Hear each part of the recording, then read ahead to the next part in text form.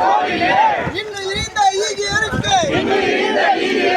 வீர வணக்கம் வீர வணக்கம் வீர வணக்கம் வீர வணக்கம் வீர வணக்கம் வீர வணக்கம் வீர வணக்கம் வீர வணக்கம் தமிழ் மொழி காக்க தன்னோடு நீண்ட தண்ணீர் ஈந்த மொழிப்போர் ஈகியருக்கு வீர வணக்கம் வீர வணக்கம் வீர வணக்கம் வீர வணக்கம் நாம் தமிழரின் வீர வணக்கம் நாம் தமிழரின் வீர வணக்கம் வீர வணக்கம் வீர வணக்கம் வீர வணக்கம் வீர வணக்கம் மொழிப்போர் ஈகியருக்கு மொழிப்போர் ஈகியருக்கு நாம் தமிழரின் வீர வணக்கம் நாம் தமிழரின் வீர வணக்கம். இந்தி ஆதிக்கத்தை எதிர்க்கும் இந்தி திணிப்பை எதிர்த்து தமிழ்நாட்டின் வரலாற்றில் ஒரு வீரம் தெரிந்த மொழிப்போரை 2 கட்டங்களாக நடந்திருக்கின்றது. முதல் கட்ட இந்திய எதிர்ப்பு போரில் நடராஜன் ஐயா அவர்களும் தாளமுத்து அவர்களும் இந்த மொழியை காக்கின்ற தன்மான போரில் தனது ஈகம் செய்தார். 1964-65 காலகட்டத்தில் நடந்த 2ஆம் இந்திய எதிர்ப்பு போரில் கீழப்பழுவூர் சின்னசாமி தொடங்கி வைத்த அந்த விடுதலை தீ பற்றி எறிந்து கோவை, பொள்ளாச்சி, தமிழ்நாடு எங்கு பற்றி எறிந்து 12 பேர் வீர மரணம் அடைந்தார்கள். அதைப் போலவே அன்றைக்கு இந்திய அரசின் துணை இராணுவப்படை தமிழ்நாட்டிற்குள் வந்து கோவை மண்டலத்தில் மட்டும் 300க்கும் மேற்பட்ட தமிழர்களை சுட்டுக் கொண்டது.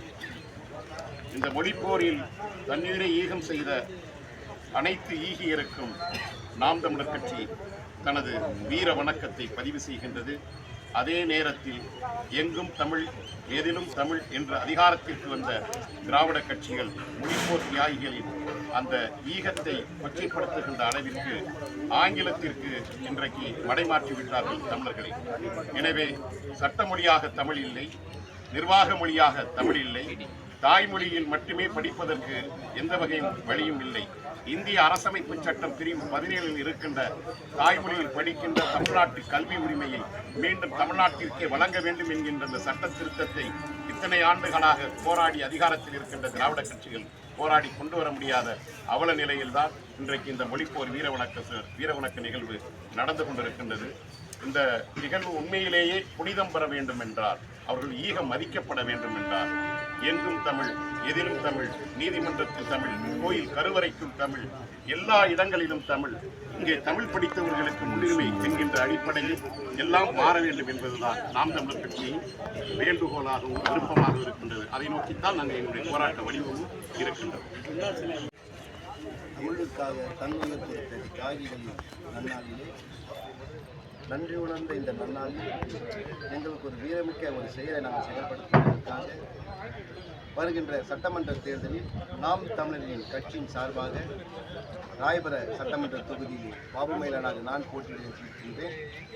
காரணம், தமிழை கொச்சைப்படுத்துகின்ற, தமிழை மறைக்கின்ற, தமிழ் இனத்தை கொலை செய்து கொண்டிருக்கின்றதான இந்த திராவிட கட்சிகளையும் ஆரியத்தையும் நாங்கள் வீழ்த்துவதற்காகவே தமிழ் இனத்தை கொண்டு வருவதற்காக, தமிழ் இனத்திற்காக குரல் கொடுத்த ஒட்டுமொத்த குரலாக இருக்கின்ற அண்ணன் சீமானின் குரலாக நாங்கள் இந்த நேரத்திலே சபதம் எடுக்கிறோம். அனைத்து திராவிட கோட்டைகளாக இருக்கக்கூடிய அனைத்து சட்டமன்ற தொகுதிகளையும் நாங்கள் தகுத்தெறிந்து நிச்சயமாக தமிழர் வெல்வார்கள் என்கிற கோரிக்கையோடு நாம் தமிழர் என்கிற கோஷமிட்டு நாங்கள் உறுதியெடுக்கிறோம்.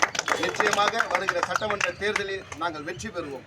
இந்த நாளிலே நாங்கள் உறுதியாக சொல்லுகிறோம், உறுதிமொழியாக சொல்லுகிறோம், நிச்சயமாக தமிழ் வெல்லும், ஆரியத்தையும் திராவிடத்தையும் தமிழ் நிச்சயமாக வெல்லும். நாங்கள் உயிரோடு இருக்கிற வரை நிச்சயமாக நாங்கள் வென்று காட்டுவோம். நன்றி, வணக்கம். நாம் தமிழர், நாம் தமிழர். வீர வணக்கம், வீர வணக்கம், வீர வணக்கம், வீர வணக்கம், வீர வணக்கம், வீர வணக்கம், வீர